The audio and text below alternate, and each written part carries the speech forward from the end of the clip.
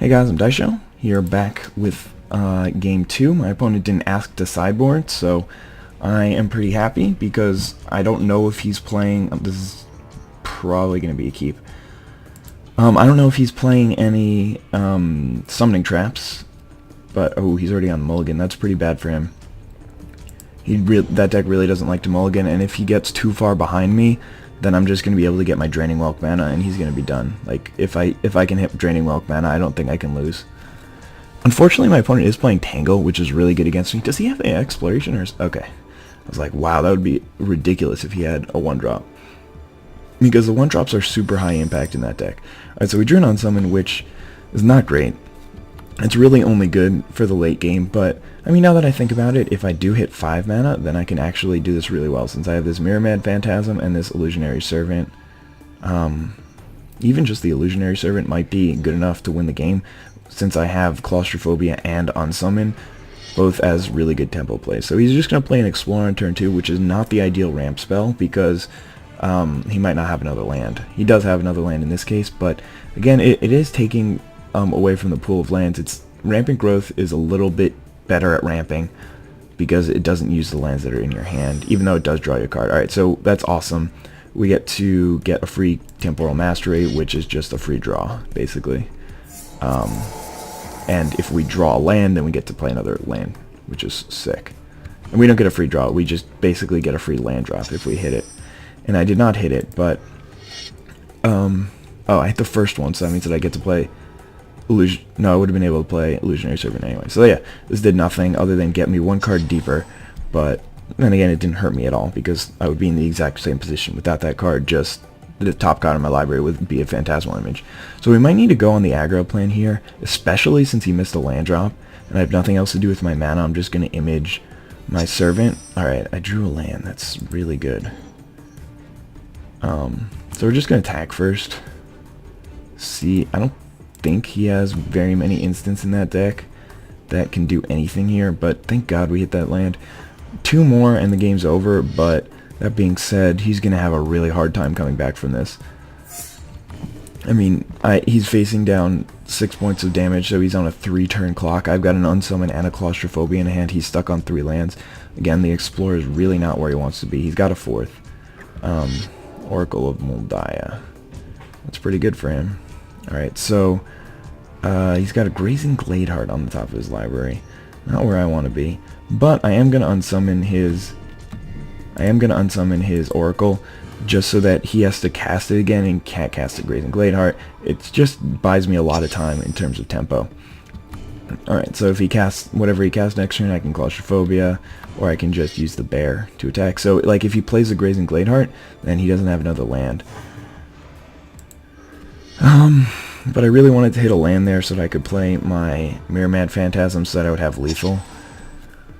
And I don't think that, I mean, he would have had to hold up, do nothing, play Tangle. Yeah, that would have been a much better play for me. And now he has a chance to come back. He's going to play the Oracle again, so we'll see the top card of his library is a land. So that's very, very good for him, especially if he hits another one right afterwards, and now he's right back in the game.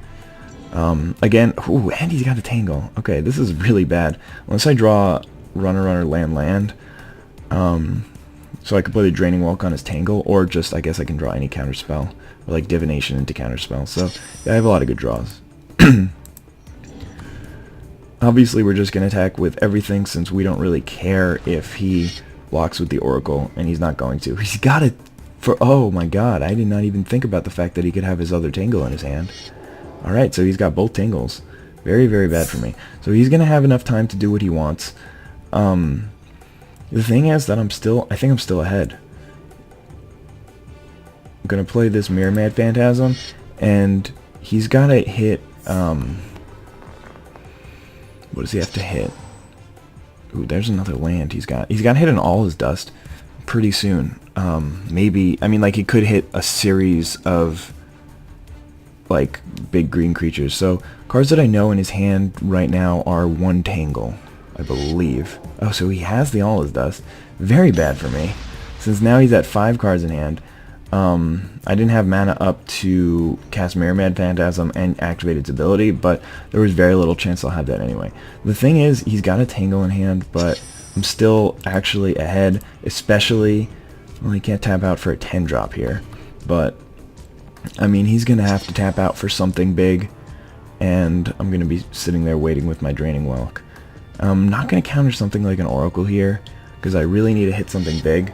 Grazing Gladeheart is probably really bad for me. Top card of his library, Oracle. Well, we'll find out. Like, we kind of need him to play something big. Maybe casting that was right. I don't know. Alright, so my opponent probably thinks that he's way ahead, and he may just be significantly ahead here, but we do have a Claustrophobia for his Scoop Mob. I'm not really even sure what I'm looking to draw here. That's definitely a bad sign. Another Claustrophobia can't hurt.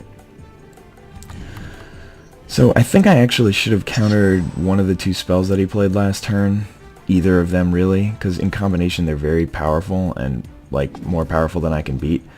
That All's Dust was very important for him. If he didn't have that, he would have been definitely done. But in the meantime, now he's got a Terastodon, which is a good sign for me. Other than the fact that I'm going to eat a big hit from... Oh my god, if he kills all my lands with his Terastodon, he's going to be in such bad shape.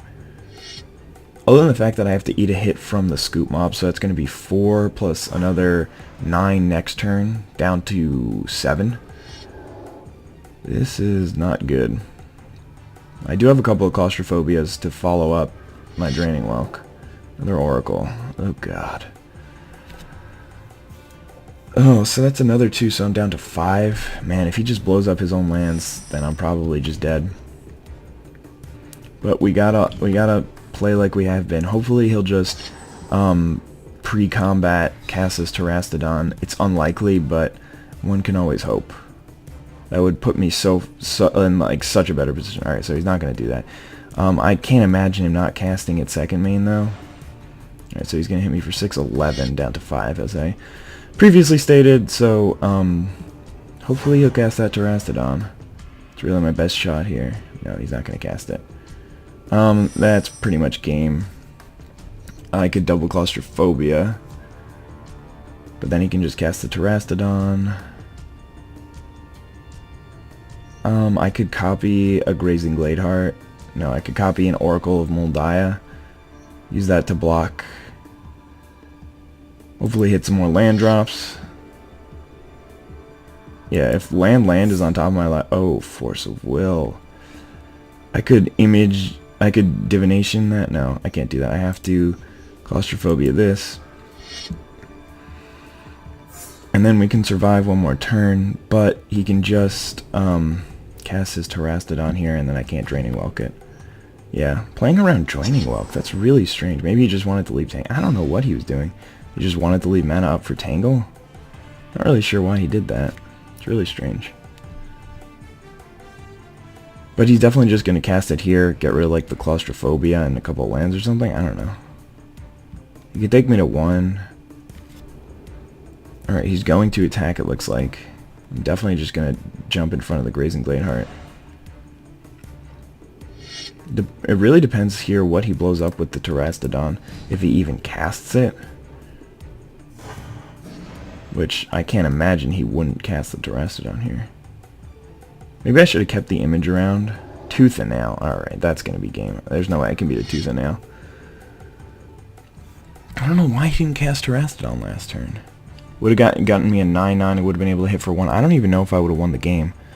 But I definitely needed him to do that. I messed up earlier in the game when I could have countered his Oracle of Moldiah.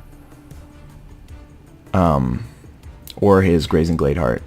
Probably the Oracle. Then I would have had a 5-5. It would have been a close one, but he wouldn't have been able to get the card advantage off of it, which is even more important than me being able to kill him. But yeah, he's got Avengers Zendikar and Primeval Titan. And yeah, that's going to be the game. But I haven't seen a Summoning Trap yet. I've been able to see half the cards in his deck, and I've countered a couple of things, so not this game. This game he really came back, which was a surprise, because when he was down so far at the beginning, I didn't think that he stood a chance, but luckily for him, he managed to pull back. So Obviously, there's nothing we can do here to come back, unless he doesn't attack and plays something gigantic and taps out. Yeah, there's no way. I mean, he doesn't have to tap out since we have Force of Will, but yeah, he's going to be able to get there this game, unfortunately. Alright, so, well played on my opponent's part, and see him in Game 3. This is actually the first time I've ever lost with this deck against his, so a little scary. I thought that this would be more of a walk in the park than it has been. Obviously, I don't want to show him the Draining Welk. So at least I get to keep that information secret. Because I'm not sure if he knows I'm playing it, though he did play around it pretty well here. But he did follow rule number 1. I guess it's not rule number 1, but it is a rule, which is you don't need to play, if you don't need to play a spell, don't play a spell. So anyway, that is going to be Game 2, 1-1 now, going into Game 3. So I'll see you guys there. Bye.